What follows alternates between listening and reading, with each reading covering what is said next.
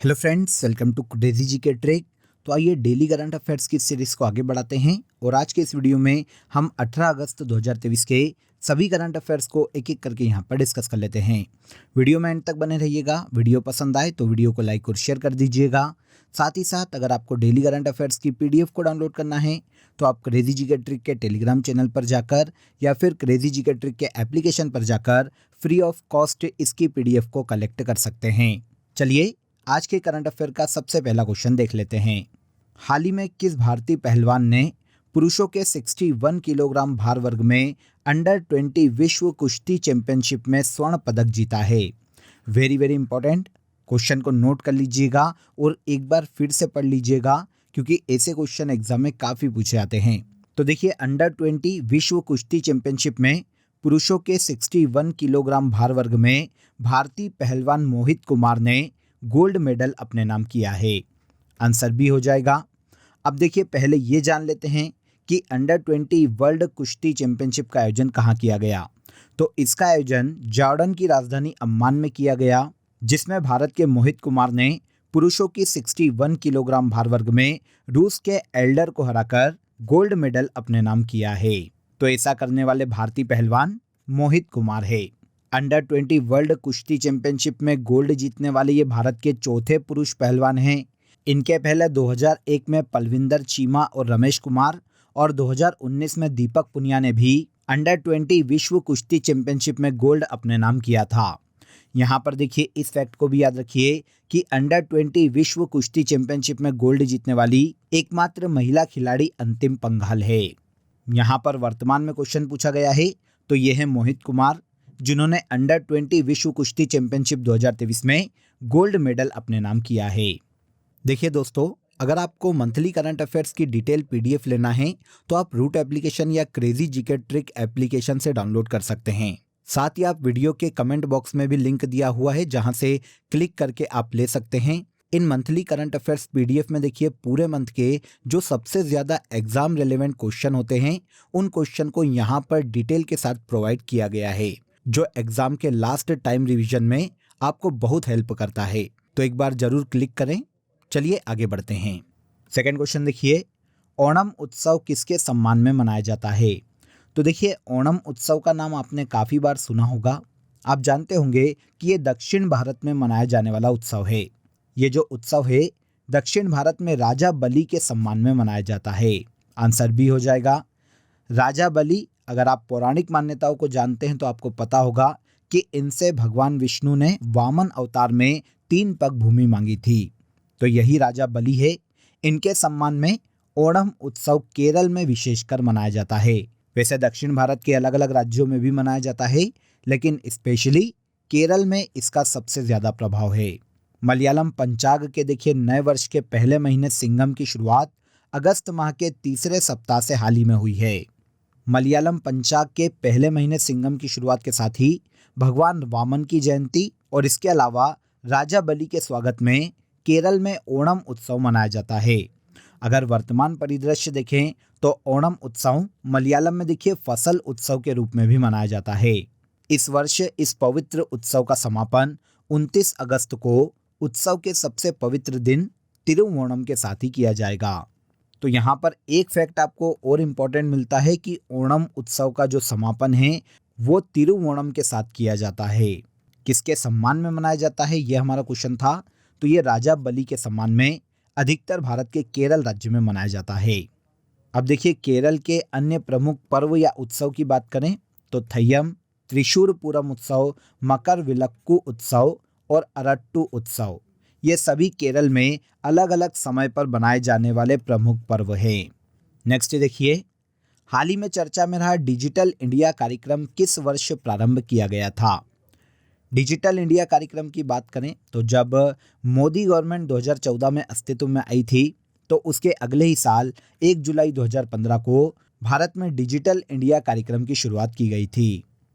अब अभी चर्चा में क्यों है, अगर हम इसकी बात करें तो हाल ही में देखिए, केंद्रीय मंत्रिमंडल ने 14,903 करोड़ रुपए के व्यय के साथ वित्त वर्ष 2021-22 से 2025-26 तक के लिए डिजिटल इंडिया कार्यक्रम के विस्तार को मंजूरी प्रदान की है। तो 2021 से लेकर 2026 तक के फाइनेंशियल ईयर तक डिजिटल इंडिया कार्यक्रम पर ऑलमोस्ट 15,000 करोड़ रुपए खर्च किए जाने वाले हैं। इसके व्यय को हाल ही में केंद्रीय मंत्रिमंडल ने मंजूरी दी है। भारत में देखिए नागरिकों को डिजिटल सेवाएं उपलब्ध कराने के उद्देश्य से 1 जुलाई 2015 को इस कार्यक्रम की शुरुआत की गई थी। यहाँ पर आपको ये भी याद रखना चाहिए कि वर्तमान में भारत के इंफॉर्मेशन टेक्नोलॉजी मिनिस्टर अश्विनी वैष्णव है, जिन्होंने इस कार्यक्रम के विस्तार के बारे में हाल ही में जानकारी प्रदान की है। भारत में सर्विसेज के संपूर्ण डिजिटलाइजेशन के उद्देश्य से 1 जुलाई 2015 को इस योजना को शुरू किया गया था। पीएम ई बस सेवा योजना के लिए कितनी इलेक्ट्रिक बसें प्रदान की जाएगी?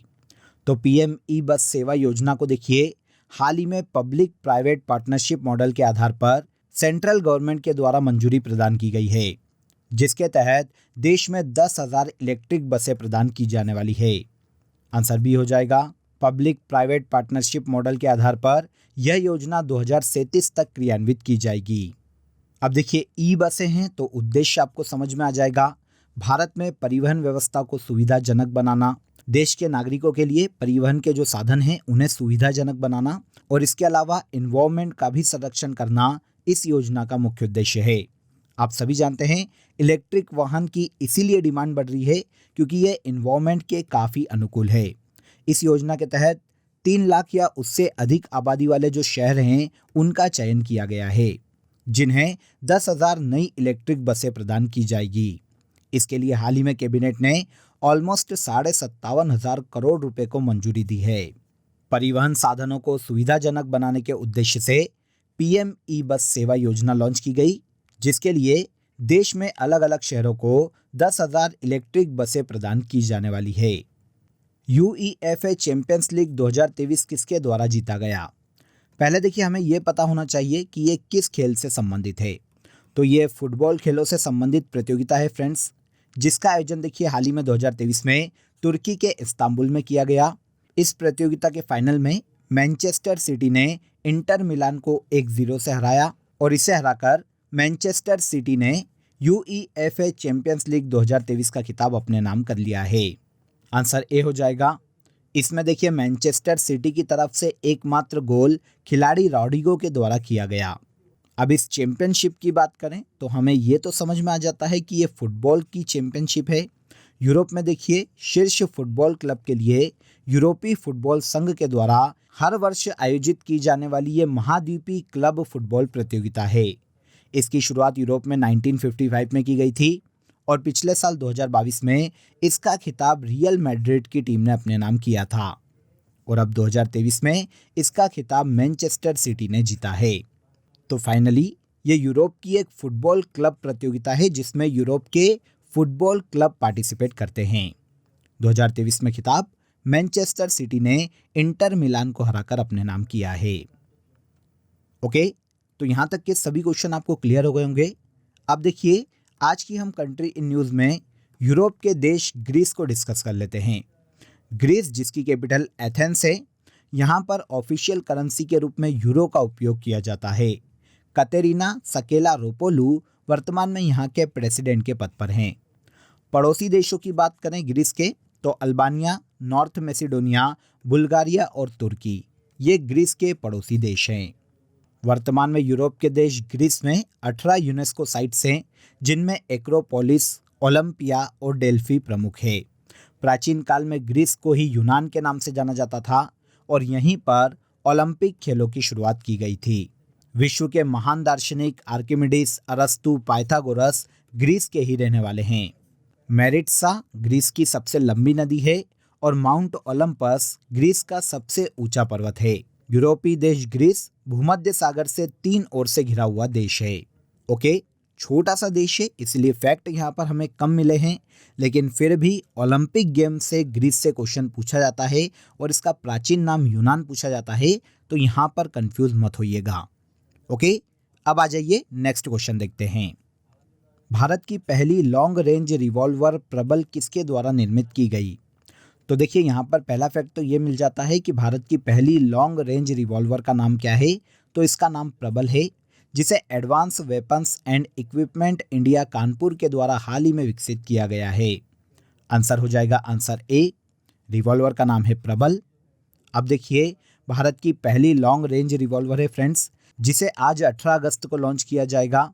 इसे गवर्नमेंट ओनरशिप वाली company advance weapons and equipment India limited के द्वारा लॉन्च किया जाएगा, जो कि कानपुर में जिसका मुख्यालय है। भारत में अभी तक जितनी भी रिवॉल्वर है उनमें प्रबल की मारक क्षमता सबसे ज़्यादा है। यह वर्तमान में भारत की पहली लॉन्ग रेंज रिवॉल्वर है। आगे आते हैं, हाल ही में वीएस अरुणाचलम का निधन हो गया। यह किस संगठन के पूर्व महानिदेशक थे? तो वीएस अरुणाचलम, जिनका हाल ही में निधन हो गया है, ये डीआरडीओ के डायरेक्टर जनरल रह चुके हैं। आंसर ए हो जाएगा। डीआरडीओ का नाम आप सभी ने सुना होगा। ये भारत में डिफेंस क्षेत्र का प्रमुख संगठन है, जिसके पूर्व महानिदेशक वीएस अरुणाचलम का हाल ही में 87 वर्ष की आयु में लंबी बीमारी के बाद निधन हो गया है। समाज सेवा के क्षेत्र में अरुणाचलम की उपलब्धियों के कारण इन्हें 1980 में शांति स्वरूप भटनागर पुरस्कार, 1985 में पद्म भूषण और 1990 में पद्म विभूषण से सम्मानित किया जा चुका है। हाल ही में इनका 87 वर्ष की आयु में निधन हो गया, जो कि डीआरडीओ के पूर्व महानिदेशक थे। अब जैसा कि डीआरडीओ के बारे में अभी मैंने आपको बताया, ये भारत की एक प्रमुख डिफेंस रिसर्च संगठन है फ्रेंड्स, जिसकी स्थापना 1958 में की गई थी और इसका मुख्यालय नई दिल्ली में स्थित है। वर्तमान में डॉक्टर समीर वी कामत इस संस्था के प्रमुख है। एक और क्वेश्चन देखिए, प्रेसिडेंट द्रौपदी मुर्मू ने हाल ही में कोलकाता में विंध्यगिरि युद्धपोत को लॉन्च किया। इसे किस प्रोजेक्ट के तहत बनाया गया है? तो देखिए, कुछ सेशंस पहले भी ये क्वेश्चन हमने डिस्कस किया था। क्योंकि इसे कल ही लॉन्च किया गया है, इसलिए एक बार फिर से हम इस क्वेश्चन को सुन लेते हैं, क्योंकि ये क्वेश्चन एग्जाम में पूछा जा सकता है। काफ़ी इंपॉर्टेंट क्वेश्चन है। तो भारत की प्रेसिडेंट द्रौपदी मुर्मू ने कोलकाता में देखिए विंध्यगिरि युद्धपोत को लॉन्च किया, जिसे भारत में 17A प्रोजेक्ट के तहत बनाया गया है। आंसर बी हो जाएगा। लॉन्च कहाँ पर किया गया? तो इसे कोलकाता में लॉन्च किया गया है। अब देखिए फ्रेंड्स, इसका जो नाम है युद्धपोत का, वो कर्नाटक में एक पर्वत श्रृंखला के नाम पर रखा गया है, जिसका नाम है विंध्यगिरि। अब विंध्यगिरि युद्धपोत भारत में 17A प्रोजेक्ट का छठा युद्धपोत है। 17A कार्यक्रम के तहत मुंबई स्थित Mazagon dock ship builder limited के द्वारा 4 और Garden Reach ship builder and engineers limited के द्वारा 3 जहाज़ों का निर्माण किया जाने वाला है, जिनमें से 5 जहाज पहले ही निर्मित किए जा चुके हैं। और अब इस सीरीज का प्रोजेक्ट 17A का छठा युद्धपोत विंध्यगिरि है। इसके पहले देखिए, पहला तारागिरी था, उदयगिरि दूसरा, दूनागिरि युद्धपोत तीसरा, चौथा नीलगिरि और 5वां हिमगिरि लॉन्च किया जा चुका है। इन सभी युद्धपोत का नाम भारत की अलग अलग पर्वत श्रृंखलाओं के नाम पर रखा गया। किस प्रोजेक्ट के तहत इन युद्धपोत को बनाया गया? तो इन सभी युद्धपोत को प्रोजेक्ट 17A के तहत बनाया गया है। नेक्स्ट देखिए, भारत का पहला मानव रहित हवाई प्रणाली मतलब ड्रोन सामान्य परीक्षण केंद्र कहाँ स्थापित किया जाएगा? तो भारत का पहला ड्रोन सामान्य परीक्षण केंद्र भारत के तमिलनाडु राज्य में स्थापित किया जाने वाला है। भारत के तमिलनाडु राज्य में 45 करोड़ रुपए की लागत से इस ड्रोन सामान्य परीक्षण केंद्र की स्थापना की जाएगी। अब तमिलनाडु के पर्टिकुलर प्लेस की बात करें तो ये तमिलनाडु में श्री पेरम्बदूर के पास तमिलनाडु राज्य उद्योग संवर्धन निगम औद्योगिक पार्क में स्थापित किया जाने वाला है। उद्देश्य की बात करें तो भारत को रक्षा क्षेत्र में आत्मनिर्भर बनाना इस ड्रोन परीक्षण केंद्र का मुख्य उद्देश्य है। ड्रोन के बारे में आप सभी जानते हैं, नॉर्मली शादियों में आपने इसे देखा होगा। ये एक चालक रहित विमान प्रणाली है फ्रेंड्स, जिसका उपयोग नॉर्मली अलग अलग क्षेत्रों जैसे कृषि, रक्षा और अलग अलग क्षेत्रों में किया जा सकता है। तो भारत का पहला ड्रोन सामान्य परीक्षण केंद्र तमिलनाडु राज्य में स्थापित किया जाने वाला है। इसके बाद लास्ट क्वेश्चन देखिए, हाल ही में आर्थर सी क्लार्क पुरस्कार किसने जीता? तो आर्थर सी क्लार्क पुरस्कार की सबसे पहले बात करें तो ये विज्ञान के क्षेत्र के उपन्यासों को दिया जाता है। 2023 में ये जो पुरस्कार है ब्रिटिश उपन्यासकार नेड ब्यूमन ने जीता है। नेड ब्यूमन ने उनके उपन्यास वेनेमस लम्शकर के लिए आर्थर सी क्लार्क पुरस्कार प्राप्त किया। नेड ब्यूमन का ये जो उपन्यास है फ्रेंड्स, ये इकोलॉजिकल कोलैप्स के ऊपर लिखा गया है।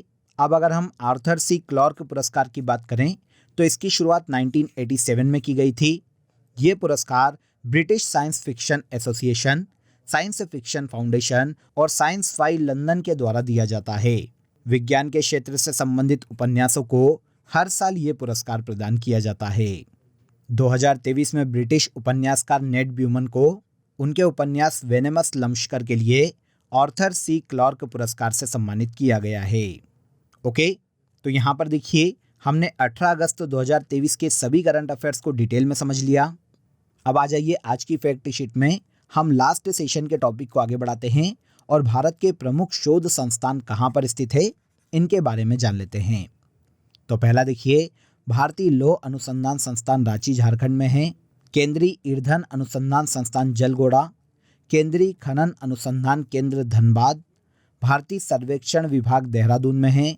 भारतीय मौसम वेधशाला पुणे में है।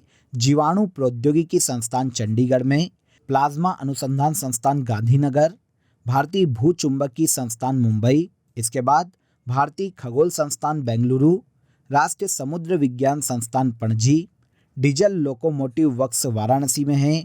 केंद्रीय सड़क अनुसंधान संस्थान नई दिल्ली में स्थित है।